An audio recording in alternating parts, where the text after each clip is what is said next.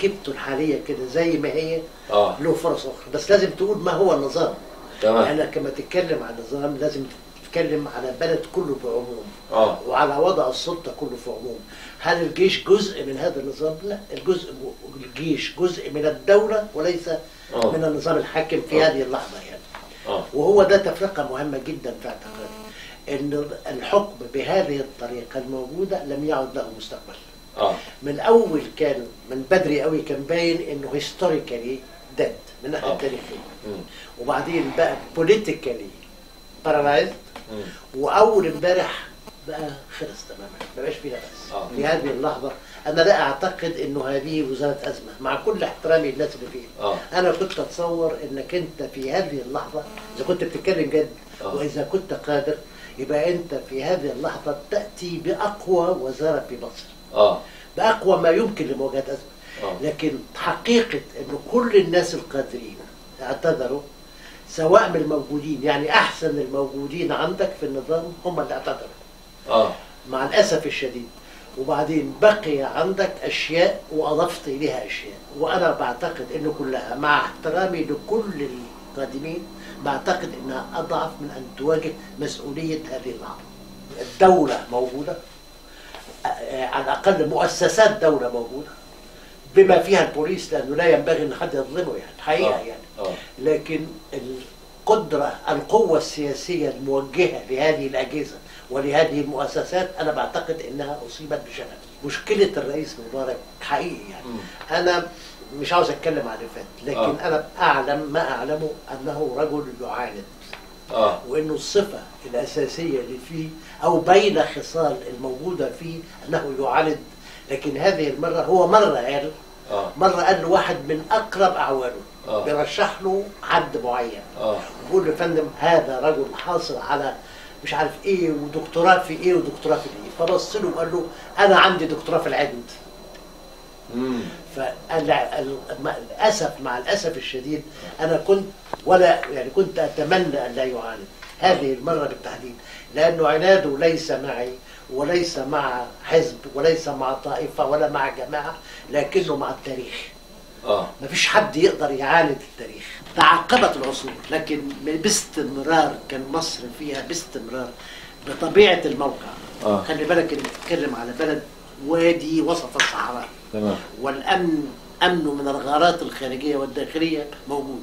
من اول مينا، من اول ما نشأت فكره الدوله، طول الوقت القوات المسلحه تلعب دور في هذا البلد. فهذه المؤسسه ليست من صنع النظام، هذه مؤسسه من صنع تاريخ هذا البلد وطبيعه هذا البلد. وانا مش متصور انه اي حد يقدر يستعملها ضد هذا البلد. لم يحدث لغايه النهارده في تاريخ هذه المؤسسه. وشوف، اذا لم تكن هذه المؤسسه طلائع التقدم فهي لم تكن في اي وقت من الاوقات اداه الضرب. الرئيس مبارك من ساعة ما ترك القوات المسلحة وأصبح نائبا للرئيس دخل في النظام الحاكم في ذلك الوقت. وترك المؤسسة العسكرية، وإلا بنفس المقدار. هل ممكن حد يقول لي المؤسسة العسكرية اللي اغتالت الرئيس السادات؟ ما هو في ضابط من القوات المسلحة في القوات المسلحة اغتال أنور السادات. الرئيس مبارك دلوقتي في هذه اللحظة لغاية وقت قريب كان رمز الدولة، لغاية وقت قريب كان موجود مسؤول في السلطة، وما كانش لم يكن هناك أي تحدي واضح لشرعيته. المؤسسة العسكرية هي رمز لسيادة هذا الوطن، هي مؤسسة السيادة تحمي حدوده وتحمي الشرعية. البوليس في مهمته أن ينفذ أوامر الحكم، أي أوامر النظام، السلطة القائمة. لأنه واحد فيهم مسؤول قدام الدستور بالدستور، وواحد مسؤول بالقانون. ده الفرق بين الاثنين. فأنت المؤسسة العسكرية كانت موجودة وموجودة تطيع. وأنا بعتقد المؤسسة العسكرية النهاردة أو الجيش المصري قدام مفترق طرق، وبعتقد أنه ليس من حق حد، أي حد، أن يصدر إلى القوات المسلحة أمر يضع فيها ولائها للبلد موضع ولا ذرة شك. المشكلة اللي حصلت عندك أنك أنت بشكل ما حصل انفصال بين السلطة وبين إرادة الشعب. وحاولت السلطة تستخدم أدواتها هي الطبيعية بالدستور، وهي البوليس، آلة التنفيذ اللي تفرض قانون معين، يعني ما بقتش عنده شرعية. ثم ما قدرتش، فانت جايب القوه المسؤوله بالحفاظ عن السياده ورموز السياده والامن القومي، عاوز دخلها في الامن الداخلي. هذا اختبار لا ينبغي لاي حد ان يضع فيه ياس احمي المؤسسات العامه، لكن في فرق بين حمايه وطن وبين قهر شعب. قوات مسلحه في اعتقادي لن تقدم على قهر الشعب ببساطه كده، لان اذا قهر الشعب فقدت قاعدتها، فقدت مهمتها والامن القومي. الاول حضرتك بتسميها ثوره ولا انتفاضه؟ لا، انا بعتقد انها مقدمات ثوره، انها حاله ثوريه. حاله ثوريه. خلي بالك انك انت كل حاجه تنشا انت امام حاله ثوريه بار اكسلانس، وبتتطور وبسرعه الى ثوره كامله. ولكنها ثوره بتواجه مخاطر في الداخل وفي الخارج. وانا بتصور ان هنا كل المجتمع المدني، كل المجتمع الوطني، كل المجتمع الموجود بكل قوة لابد أن يساعد لكي لا يحدث صدام. لا ينبغي تحت أي ظرف من الظروف أن يحدث صدام، ولا أي حد يأمر بصدام ما بين شعب وما بين جيش. عندما تلجأ القوات الدولة، عندما تلجأ سلطة الحكم إلى طلب القوات المسلحة، فهذا معناه أنه في أزمة. فإذا أمرته بأن يضرب في الشعب فمعناها أنها تواجه تقريبا حالة انتحار. إنه في ناس يروحوا يقرروا ضمن خطة التأمين عشان تعزل المظاهرة، تعزل البلد بأكمله على العالم. ساعة ما أنا يعني إسرائيل بتحاول تعمل مع إيران نوع من الحرب الإلكترونية ضد انفعالاتها النووية. أنت جاي تقول لي إنه نظام في مصر يشن حرب إلكترونية على الناس لكي لا يستطيعوا الاتصال بعضهم؟ هذا معقول؟ وبعدين تقول لي ان عناصر اندست، ما حدش اندس، انت اندسيت.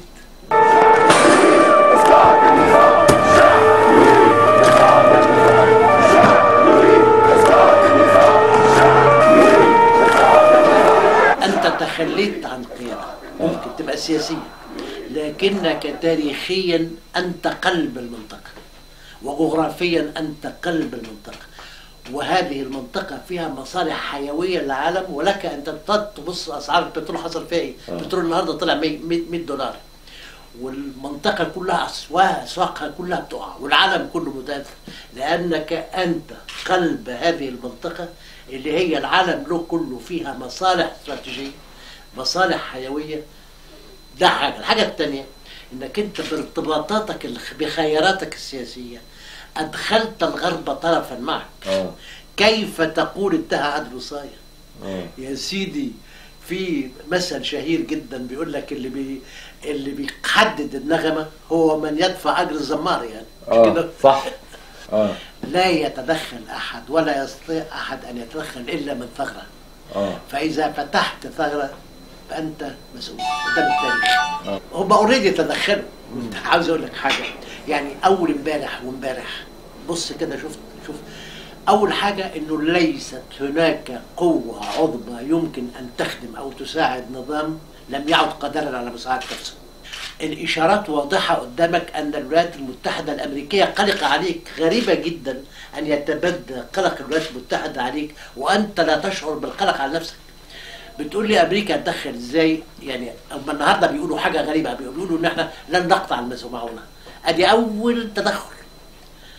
أنت عارف لما حد يذكرك أنه يستطيع أن يدفع أو يستطيع أن يمنع، إذن فأنت قدام طرف تتدخل.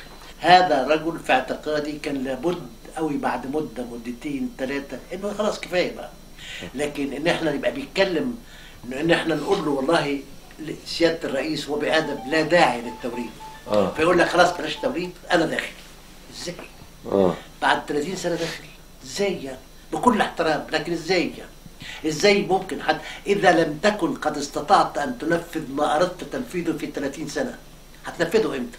ليس هناك حد بلا بديل. إذا قلت إنه ما فيش حد بلا بديل تبقى الحياة انتهت. إذا قلت لي إنه ليس هناك بديل يبقى هذا الشعب يستحق أن يموت، لكن هذا مش صحيح.